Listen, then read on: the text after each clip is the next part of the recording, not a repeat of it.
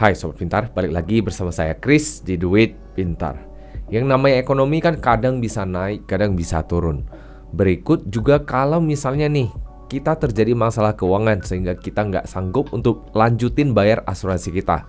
Kita harus gimana? Padahal nih ceritanya kita udah bayar polis kita untuk beberapa tahun. Apakah polis yang nggak kita bayar ini malah menjadi kertas busuk yang nggak bisa dipakai lagi? Di episode hari ini kita akan mengupas tuntas hal apa saja yang harus kita pahami, kemudian apa yang bisa kita lakukan agar polis kita tetap bisa aktif dan tetap bisa jalan walaupun kita nggak membayarnya. Ikuti episode hari ini hingga habis ya. Episode hari ini disponsori oleh rekeningku, Indonesia Cryptocurrency Marketplace. Link pendaftarannya di kolom deskripsi ya.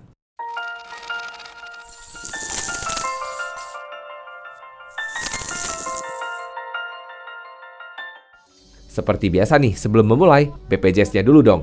Bayar pakai jempol, share, dan subscribe saja. Langsung kita masuk ke hal pertama, yaitu hal apa saja yang harus kita perhatikan ketika kita hendak membeli asuransi jiwa. Hal pertama tentunya, kita harus tentukan apakah kita butuh untuk membeli asuransi tersebut dan juga manfaat-manfaat yang diberikan. Misalnya ada manfaat kecelakaan, manfaat kesehatan, sakit kritis, dan sebagainya. Kadang-kadang memang kita butuhkan, mungkin waktunya aja belum tepat. Mungkin kalau misalnya kita beli di usia 25 tahun, untuk penyakit kritis kayaknya belum begitu penting, belum begitu dibutuhkan di saat itu. Mungkin lebih butuhnya adalah asuransi rawat inap. Jadi tentunya harus disesuaikan juga kebutuhannya dengan waktunya ataupun usianya. Memang sih ada yang bilang kalau kita beli di usia yang lebih muda harganya jadi lebih murah. Namun walaupun murah belum tentu kita butuh dan belum tentu uang kita optimal di sana. Jadi bisa aja menginvestasikan dana kita ketika kita lebih muda, ini bisa menjadi pilihan yang lebih bijak daripada kita langsung beli asuransi. Mungkin kalau beli asuransi penyakit kritis di usia 35-40 masih cukup oke menurut saya. Jadi kita masih memiliki sekitar 10 tahun untuk berinvestasi dulu. Kemudian ketika kita hendak membeli asuransi, ada hal yang harus kita pikirkan, yaitu pikir jangka panjang. Pikir jangka panjang dalam hal ini tentunya bukan hanya memikirkan manfaat dari asuransinya saja, bukan hanya memikirkan apakah asuransi yang kita beli dapat di-upgrade, tapi juga memikirkan apakah premi yang sudah kita komitmenkan di saat itu dapat kita lanjutkan sampai di waktu tertentu, misalnya 10 tahun, 15 ataupun 20 tahun ke depan. Karena ini sangat penting, sebab kalau kita nggak memikirkan soal itu, bisa aja nih suatu saat kita ketimpa masalah, kita nggak sanggup bayar. Nah, ketika terjadi nggak sanggup bayar ini, maka ada potensi polis kita bisa aja menjadi hangus. Namun bercerita soal hangus dan tidak sanggup bayar, kita akan lanjutkan ke beberapa hal yang harus kita pahami dulu sebelum kita membahas mengenai polis yang gagal bayar dan juga apakah polis ini dapat diaktifkan kembali. Di dalam dunia asuransi ada dua istilah yang sangat penting yang mungkin nggak semua orang tahu, bahkan nggak semua agen tahu, yaitu istilah APH dan APL. Namun sebelum membahas apa itu APH, sebelum membahas apa itu APL, kita akan membahas beberapa istilah penting dulu yang mungkin nanti akan bersangkutan dengan APH dan APL ini. Kita mulai dari yang pertama, yaitu lapse. Lapse adalah kondisi di mana polis tidak aktif lagi. Ini bisa dikarenakan polis nggak dibayar. Ini biasanya terjadi pada asuransi tradisional saja dan juga asuransi unit link. Kemudian ada satu faktor lain, yaitu dikarenakan nilai akun yang nggak mencukupi untuk membayar biaya asuransi, yang biasanya hanya terjadi pada asuransi unit link. Untuk Sobat Pintar yang masih nggak tahu apa beda asuransi tradisional dan asuransi unit link, Sobat Pintar bisa ikuti di playlist asuransi. Sekedar mengingatkan, nilai akun dari polis unit link ini merupakan hasil dari premi yang sudah kita bayarkan, dikurangi biaya-biaya yang ada, kemudian ditambahkan dengan hasil investasi yang kita lakukan. Maka hasilnya adalah nilai akun. Nilai akun ini kalau kita nggak melakukan penyetoran tambahan, nggak ada hasil investasi tambahannya, maka angka ini akan berkurang setiap tahunnya ataupun setiap bulannya. Sehingga hal ini dapat menyebabkan polisnya menjadi kondisi lapse. Kalau polis dalam kondisi lapse, maka bisa saya katakan seluruh manfaat asuransi yang dijanjikan di awal semuanya akan hangus. Jadi singkatnya kalau ada klaim ya pasti nggak akan dibayarkan. Dan apabila polis dalam kondisi lapse yang berkepanjangan, biasanya lebih dari 2 tahun, maka polis ini bisa dianggap menjadi polis yang hangus.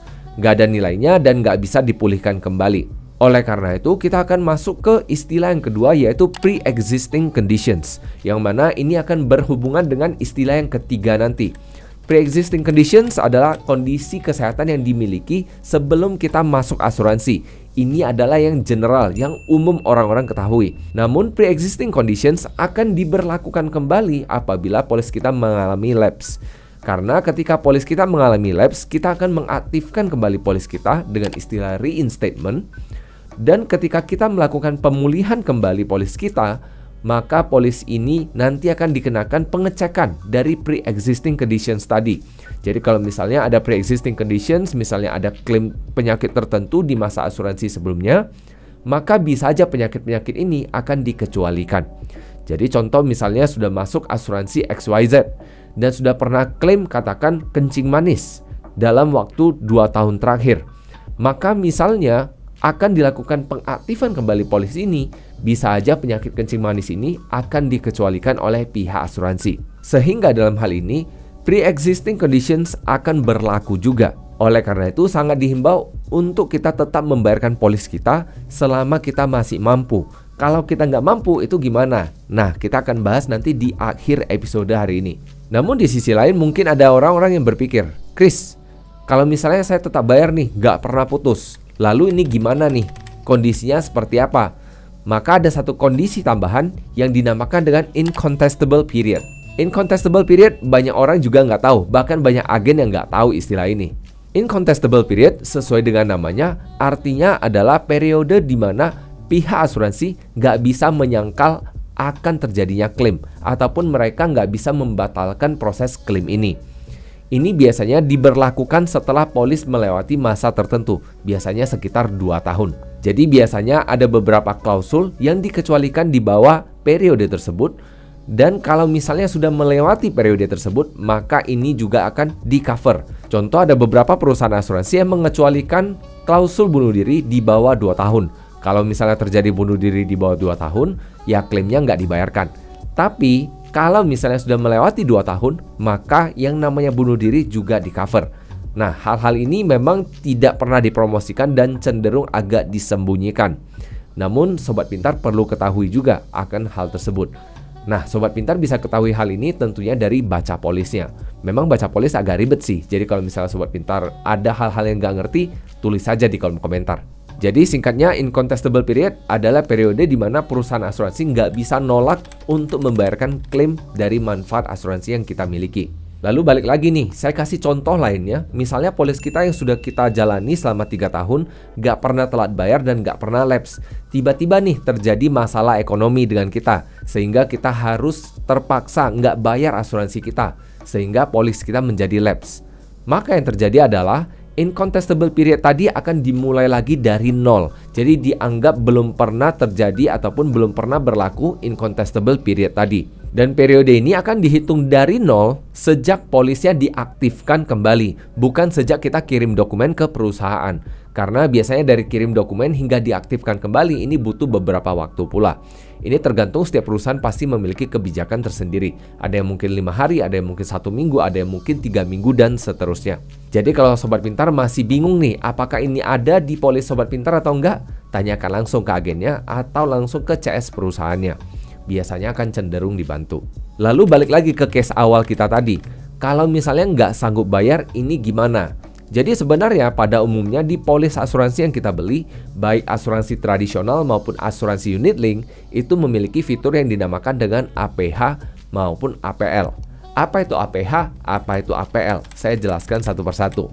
APH sendiri merupakan singkatan dari Automatic Premium Holiday. Sesuai dengan namanya, ini diterjemahkan sebagai cuti premi otomatis. Istilah lainnya yaitu nggak bayar secara otomatis, yang mana ini biasanya berlaku pada polis unit link yang ada investasinya. Buat Sobat Pintar yang masih bingung soal asuransi tradisional dan asuransi unit link, ikuti aja di playlist asuransi. Namun tentunya agar cuti premi otomatis ini dapat berlaku, tentunya ada beberapa syarat dan ketentuan yang berlaku yang harus kita ikuti agar Automatic Premium Holiday ini dapat berlaku pula. Pada umumnya syaratnya dapat berupa nilai akun yang masih ada dan cukup untuk membayar biaya polis.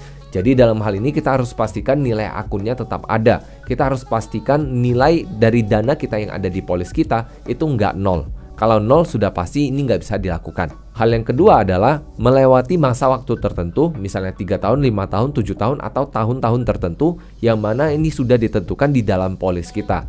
Jadi silakan cek polisnya kembali. Namun tentunya dengan pemanfaatan APH ini ada juga beberapa kekurangannya. Pada polis unit link tertentu biasanya akan dikenakan biaya APH, yang mana ini ditentukan oleh perusahaan yang dapat kita baca di polis kita masing-masing. Kemudian kekurangan dari APH sendiri pastinya nilai akun yang kita miliki akan tergerus, karena tentunya kita nggak ada deposit apapun dan kita hanya mengharapkan dari pertumbuhan investasinya, yang mana tentunya pertumbuhan investasi ini akan naik turun dan dapat membuat nilai akun kita cenderung tergerus. Dan yang ketiga, kalau kita nggak pantau nih, bisa aja dana kita menjadi nol dan akhirnya polis kita malah jadi lapse. Jadi kalau kita ingin memanfaatkan APH, kita harus memastikan bahwa nilai akun kita memiliki angka tertentu yang dapat membayar biaya asuransi kita selama periode waktu tertentu yang kita prediksikan hingga kita sanggup untuk membayar premi kembali. Namun tentunya kelebihannya tentunya ada.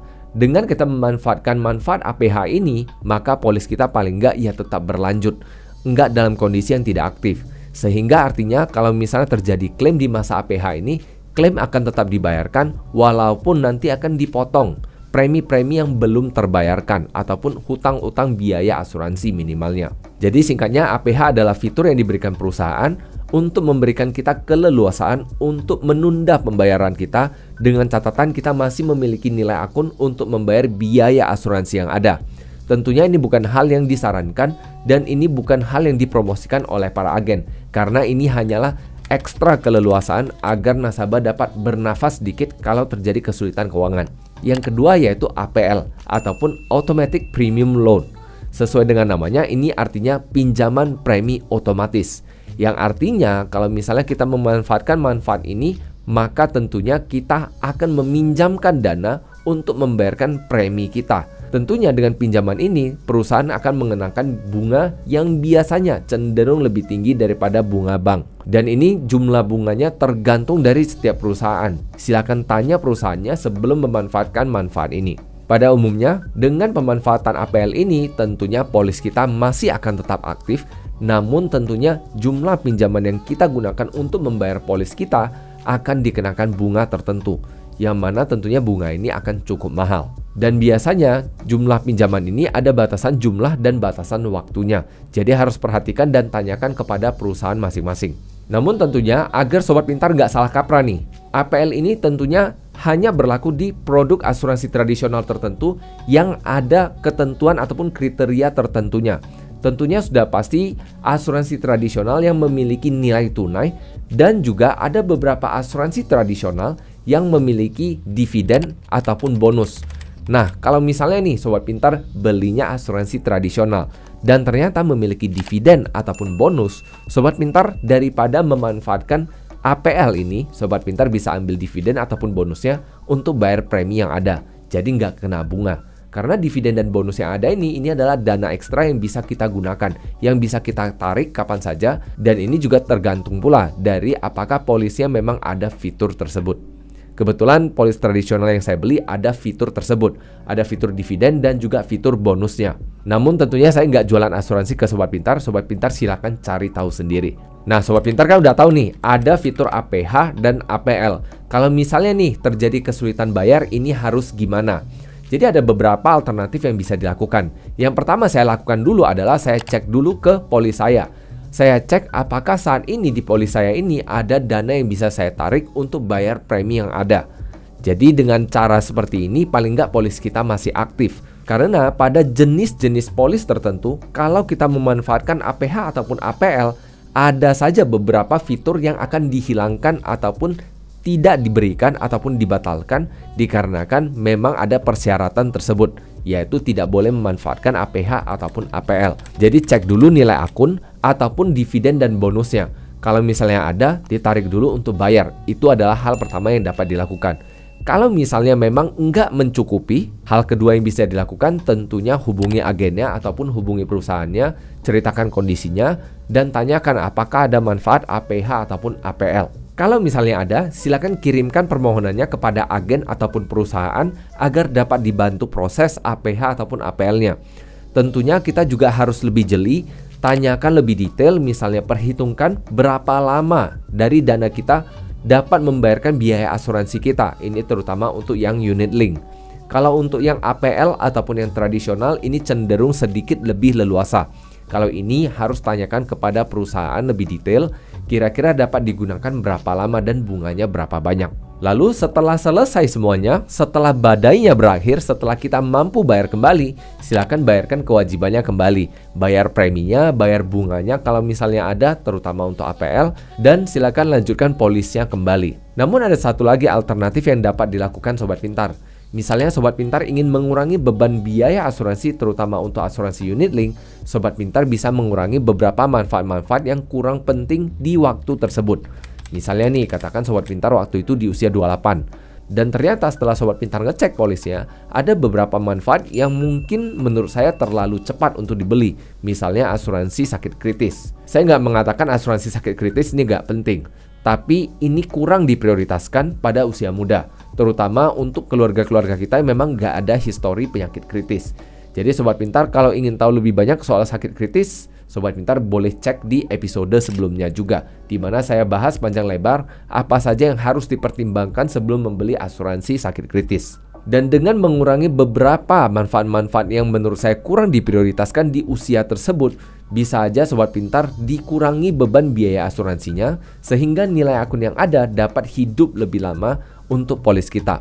Dalam hal ini saya akan menekankan, minimal manfaat asuransi yang harus dimiliki tentunya adalah asuransi dasar dan juga asuransi rawat inap. Minimal harus ada dua ini dulu, baru yang lain nanti ditambahkan. Jangan terbalik. Dan juga jangan paksakan diri untuk membeli semuanya langsung dikarenakan iming-iming bahwa ketika kita masuk usia muda harganya lebih murah. Ini ada benarnya, tapi bisa saya katakan ini kadang-kadang nggak relevan juga. Jadi Sobat Pintar udah tahu dong beberapa istilah asuransi penting seperti lapse, pre-existing conditions, incontestable period, kemudian ada APH dan APL, dan Sobat Pintar udah tahu dong apa yang harus dilakukan kalau misalnya terjadi badai kepada ekonomi Sobat Pintar dan apa yang harus dilakukan kepada polis Sobat Pintar. Jadi mudah-mudahan episode ini dapat bermanfaat. Terima kasih sudah menyimak. See you in the next episode and bye-bye.